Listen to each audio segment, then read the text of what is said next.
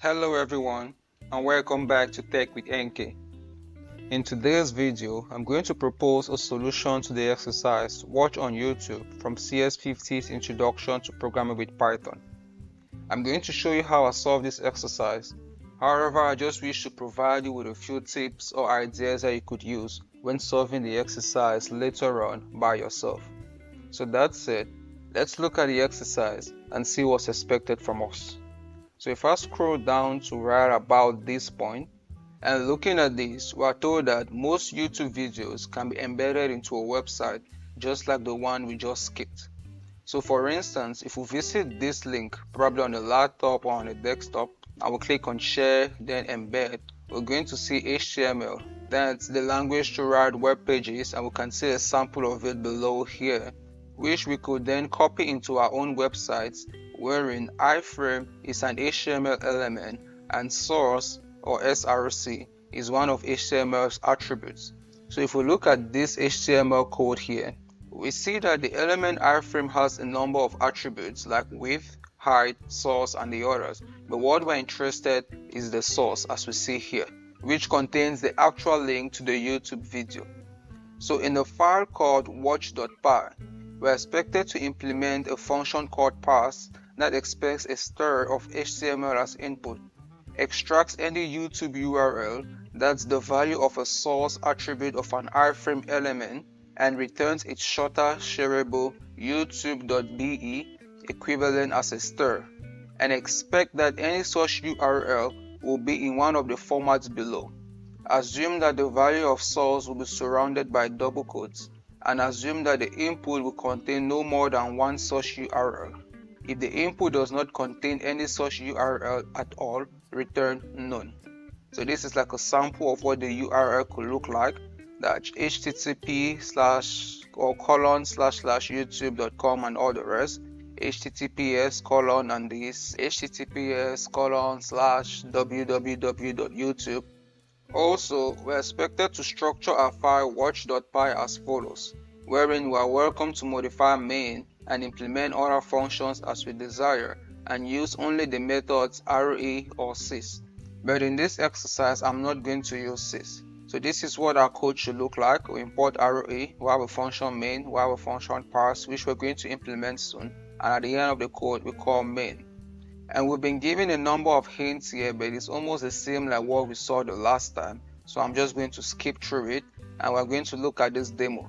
So looking at the demo, this time around when running Python of watch.py, the user entered this as the input, and the output was https://youtube.be/ and the actual video ID.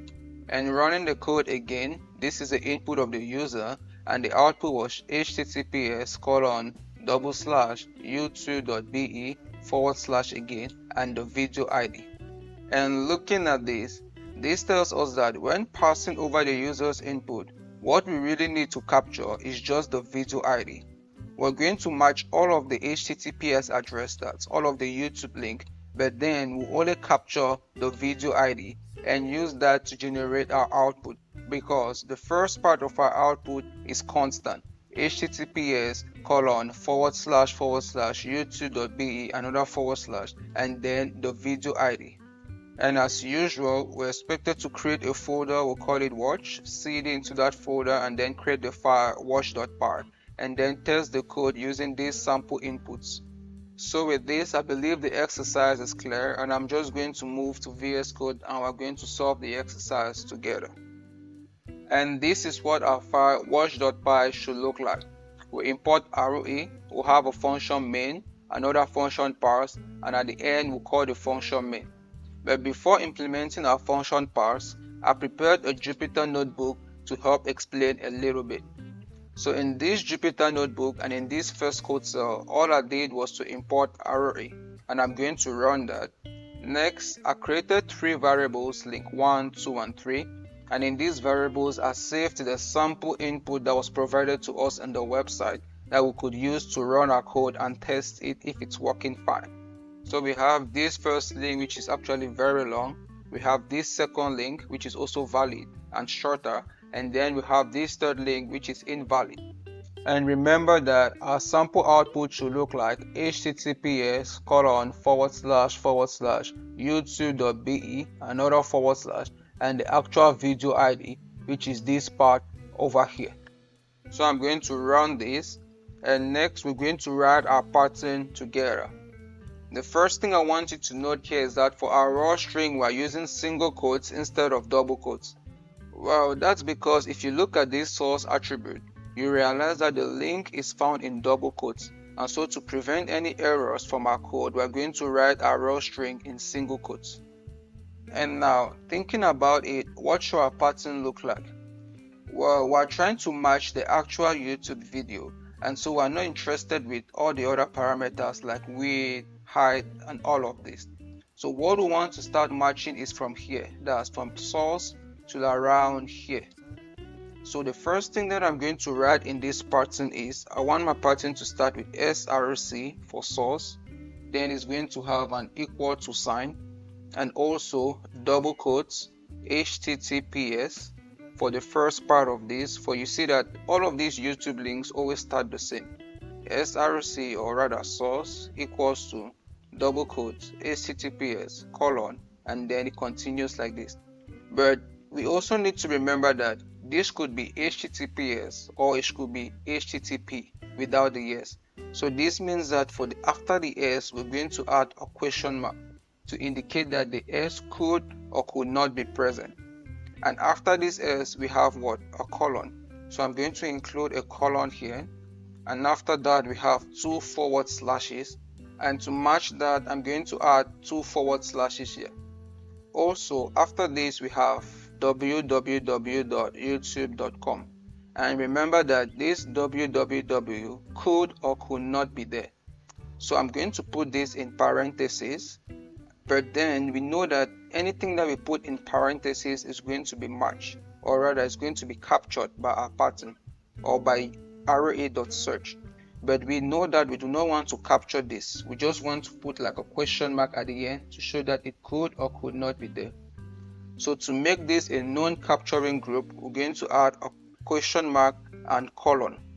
This indicates that everything here is non-capturing, as we do not want to capture this. So I'm going to add www, and I'm going to escape like a backslash dot to indicate that this is an actual dot and not just any character. And at the end of the parentheses I'm going to add a question mark. So this should indicate that everything that is here could or could not be present in the link. And after the www dot, what do we have? YouTube. And we know that YouTube must be present in all of the links. So I'm going to add YouTube here to match the actual YouTube. And after that we have youtube.com. So I'm going to put a backslash dot to match an actual dot and not just any character. com for .com. And after that we have a / embed, which is present in every valid link. So I'm going to put / embed. And after that we have a / and the video ID. So I'm going to add another / and now I want to capture this video ID. So to do this I'm going to put this in parentheses, and I'm going to use a \w and add a plus sign, which means that I want to capture one or more alphanumeric characters. And at the end of this, do not forget the double quotes. And this should do for our pattern. Let's look at this one more time. So running array.search on this pattern, we're looking for source equal to double quotes https, this s could or could not be present, colon, / in parentheses, which we are not capturing, www dot, a question mark, which means that the www dot could or could not be there, youtube.com / embed / and then the video ID, which represented as a \w for any alphanumeric character, and then a plus, meaning that we could have one or more repetitions of this. And finally, double quotes at the end.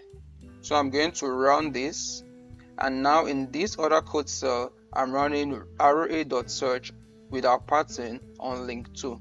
and I'm trying to print what we captured using match at position 1.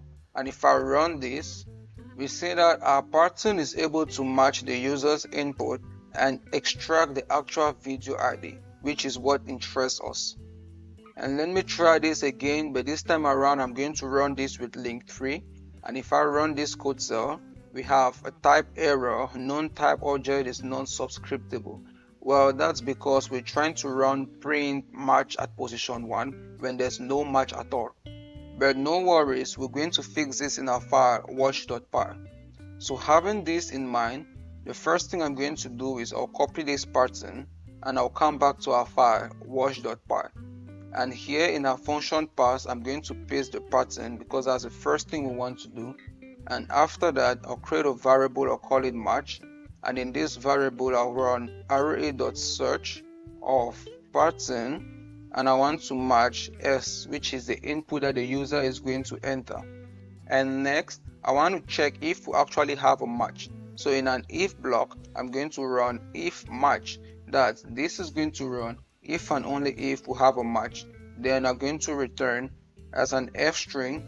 Remember that the first part of our output is always constant, so this should be https://youtube.be.